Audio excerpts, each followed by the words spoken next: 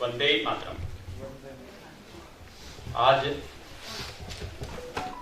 अंतर्राष्ट्रीय मातृभाषा दिवस के इस पावन अवसर पर, जिसको हम 21 फरवरी से 27 फरवरी के बीच पूरे देश भर में मना रहे हैं, शिक्षा उत्थान न्यास के नेतृत्व में पूरे देश में भारतीय भाषा अभियान इस कार्य को कर रहा है। ऐसे ही शिक्षा उत्थान न्यास के 14 अन्य आयाम भी इस कार्य में लगे हुए हैं। आज की सभा में हमारे उत्साहवर्धन के लिए आए अतिथिगण,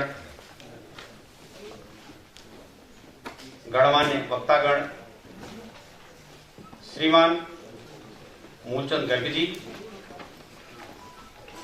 भारत विधिकी परिषद के अध्यक्ष श्रीमान मनन कुमार मिश्र जी, अखिल भारतीय अधिवक्ता परिषद के महामंत्री श्रीमान डी भरत कुमार जी, भारतीय भाषा अभियान के राष्ट्रीय सह संयोजक श्रीमान कामेश्वर जी और हम सबके प्रणेता, जिसकी छत्र छाया में पूरे देश में भारतीय भाषाओं के संवर्धन और संरक्षण के लिए कार्य हो रहा है, ऐसे हमारे श्रेष्ठ जन संरक्षक श्रीमान अतुल भाई कोठारी जी। आज मातृभाषा के इस पावन अवसर पर आए हुए हमारे भारतीय भाषा अभियान के योद्धागण, आपके बल पर हमें भारतीय भाषाओं को देश के प्रशासनिक व्यवस्था में, शासन प्रशासन में, देश के विधि निर्माण में, न्यायालय में और शिक्षा के क्षेत्र में भारतीय भाषाओं का ओजस्वी प्रभाव बने, बढ़े और परकीय भाषा का जो आज माध्यम बना हुआ है, उसको एक विषय के रूप में देश की, दुनिया की प्रत्येक भाषा एक विषय के रूप में भारत में पढ़ाई जाए, हमें कोई आपत्ति नहीं है, होनी ही चाहिए, क्योंकि विश्व गुरु भारत है तो उनकी बात समझ करके वहां जा करके उनका मार्गदर्शन करने के लिए उनकी भाषा चाहिए हमें। लेकिन परकीय भाषा हमारे देश में माध्यम के रूप में काम करे, ये हमें कतई बर्दाश्त नहीं है। और इस कार्य को हम संविधान के सीमा में रहकर मां भारती के आंचल को की पवित्रता को बनाए रखते हुए किसी भी स्थिति में भारतीय भाषाओं को प्रांत में प्रांत की भाषा और राष्ट्र केंद्र में हिंदी को प्रतिस्थापित करने का कृत संकल्प हमने किया है और इसको आप लोगों के मार्गदर्शन में हम आगे बढ़ाएंगे। मित्रों, किसी भी संस्कृति और संस्कार को, चाहे वो किसी समाज की जाननी हो या किसी देश की जाननी हो, तो भाषा सबसे महत्वपूर्ण माध्यम होता है। एक प्रतीक के रूप में हमारे सामने दो बच्चों ने कन्नड़ गीत गाया। गाते समय हमें उनका भाव नहीं पता था, लेकिन जब हमारी भाषा में भाव हमारे सामने आया तो पता चला कि जो भाव हमारे अंदर है वही भाव उनके अंदर है। ऐसे देश में संविधान में तो 22 भाषाएं हैं, लेकिन 2018 के भाषाई जनगणना के आधार पर हम कह सकते हैं 19,500 भाषाएं और बोलियां भारत में हैं और 176 भाषाएं लुप्त प्राय होने की स्थिति में हैं। इस कार्य का संवर्धन और विकास के लिए शिक्षा उत्थान न्यास अपने विभिन्न आयामों के माध्यम से कार्य कर रहा है। लेकिन मूल बात यह है कि जो व्यवहार में है, जो प्रशासन के जो 4 प्रमुख बिंदु हैं, प्रशासन, विधायिका, न्यायपालिका, शिक्षा, इसमें क्या भारतीय भाषाओं का वर्चस्व है? नहीं है।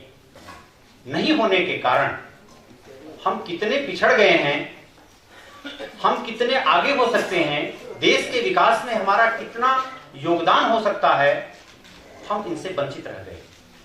भारतीय भाषा अभियान इस कार्य को पिछले 8 वर्षों से 2012 से हमने इस कार्य को शिक्षा उत्थान न्यास के नेतृत्व में, मार्गदर्शन में प्रारंभ किया था और अहर्निश अनवरत इस कार्य में हम आगे बढ़ रहे हैं। आज स्थिति यह है कि पूरे देश में भारतीय भाषा अभियान की शाख बन गई है कि ये वही लोग हैं जो भारतीय भाषाओं के लिए काम कर रहे हैं। भारतीय भाषाओं को न्यायालय में प्रतिस्थापित करके ही रहेंगे, भारतीय भाषाओं को शिक्षा में प्रतिस्थापित करके ही रहेंगे, शासन प्रशासन में करके ही रहेंगे। एक साख तो हमारी बन गई है, लेकिन अभी हमें हमारी धाक बनाना आवश्यक है। इसके लिए जो इसके लिए जिम्मेदार लोग हैं उनको उनकी भाषा में, जिस भाषा में वो समझते हैं, संविधान के दायरे में रख हमें उनको समझाना पड़ेगा। एक एग्जाम्पल मैं आपके सामने रखता हूं। संविधान के अनुच्छेद 243 के अंतर्गत हिंदी को भारत संघ की भाषा घोषित कर दिया गया और यह भी कहा गया कि अंग्रेजी का प्रयोग सिर्फ 15 वर्षों के लिए सिर्फ उन विषयों में प्रयोग होगा जो संविधान लागू होने से पहले चल रहा था। इसका तात्पर्य क्या हुआ? इसके लिए हमें संविधान के निर्माताओं की मंशा और उन संविधान के मर्म को समझना पड़ेगा। इसके पीछे उनका मंशा था, संविधान का मर्म है कि लागू होने के बाद अन्य किसी भाषाओं में अंग्रेजी का प्रयोग नहीं होगा और होगा तो संसद में कानून बनाकर होगा। कल्पना कीजिए, आवश्यकता थी क्या? जो जनप्रतिनिधि हमसे हमारी भाषा में मीठी मीठी बात बोल करके, जनप्रतिनिधि भारत का और राज्य का प्रतिनिधित्व करते हैं, वहां पर कानून हमारी भाषा में बने, हमारी सुविधा के लिए बने, क्या उनको ऐसी चिंता नहीं करनी चाहिए? अंग्रेजी के प्रयोग के लिए आर्टिकल 132 में इतना तक भी कह दिया है हमारे संविधान निर्माताओं ने कि 15 वर्ष बाद उसमें लिखा है हिंदी या अंग्रेजी में कार्य होगा। अगला है प्रोविजो 2 में लिखा है कि अंग्रेजी का लोप हो जाएगा। हमारे संविधान निर्माताओं ने अंग्रेजी के लिए शब्द दिया कि 15 वर्ष बाद अंग्रेजी का लोप हो जाएगा। वो अंग्रेजी आज हमारी शिक्षा का माध्यम बनी हुई है। यह बात हमें अपने जनप्रतिनिधियों को समझाना पड़ेगा। रही बात न्यायालय की, तो न्यायालय के संबंध में भी भारतीय भाषा अभियान का यह कर्तव्य भी है और दायित्व अधिकार भी है। हमें उनको समझाना पड़ेगा, वकीलों को और जजों को। एक सेंटेंस में 348 में हमारे संविधान निर्माताओं ने लिख तो दिया कि हाई कोर्ट और सुप्रीम कोर्ट की भाषा अंग्रेजी होगी, लेकिन यही वो संभल गए और फिर उन्होंने प्रोविजन में क्या लिखा? ठीक है, सुप्रीम कोर्ट की भाषा तो अंग्रेजी होगी, संसद कानून बना करके इसमें बदलाव कर सकता है। इसका मतलब बदलाव करने की व्यवस्था का वहां दिया है।